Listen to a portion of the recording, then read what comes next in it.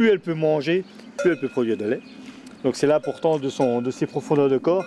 Après, avec son âge, qui est sa grande qualité aujourd'hui, c'est au niveau de sa mamelle parce qu'elle a déjà fait 10 petits bouts et la mamelle reste à peu près au niveau du jarret. À bientôt 12 ans et demi, Girly a de nouveau décroché le titre suprême, celui de grande championne de la race vosgienne, en fin de semaine dernière au Salon international de l'agriculture de Paris, un titre qu'elle avait déjà remporté en 2020, le 3e pour la ferme au Petit Gravier de la famille Vaxelaire à Saulxures-sur-Moselotte.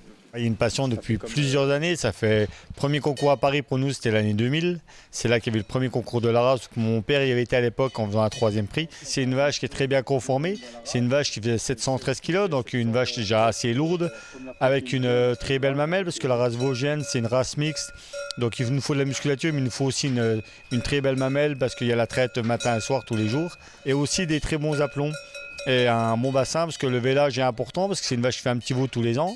Sur une période de lactation entre deux veaux, environ 10 mois, Girly a produit jusqu'à 4700 litres, dont 2290 kg de matière utile à la fabrication de produits laitiers, ce qui lui a également valu le titre de meilleure fromagère, inédit pour l'exploitation d'une soixantaine de bêtes, dont 25 laitières, qui produit 100 000 litres de lait par an, et tenu durant le salon pour la première fois en solo par Mathis, 18 ans. Les vaches, tout ça, je les connais déjà très bien, donc après c'était assez facile. Mais c'est juste toutes les autres bestioles à s'occuper sur la ferme. Heureusement, j'avais quelques amis pour m'aider pendant la semaine, mais le temps de réfléchir à tout, fin de la semaine, on est quand même pas mal fatigué.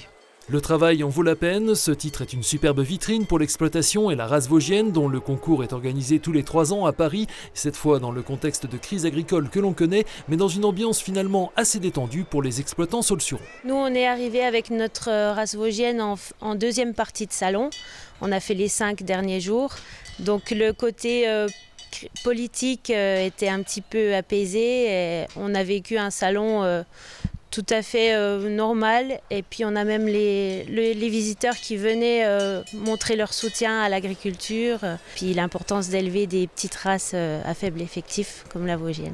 Mais on soutient bien sûr, et puis c'est important de défendre tout type d'agriculture, c'est la diversité de l'agriculture française qui est mise en jeu. La race vosgienne compte à ce jour 10 500 têtes dans l'Hexagone, dont 8 000 sur le massif, en majorité dans les Vosges et dans le Haut-Rhin, et à taper dans l'œil du grand public, mais pas seulement. Du Maghreb là-bas sont intéressés par notre vache. La race vosgienne, c'est une petite race de petits gabarits avec une belle musculature, rustique. Et c'est ce qui fait qu'il plaît à des personnes extérieures de la France. Et aujourd'hui, on a même de la demande pour la Corse. La Corse, ça reste un massif aussi.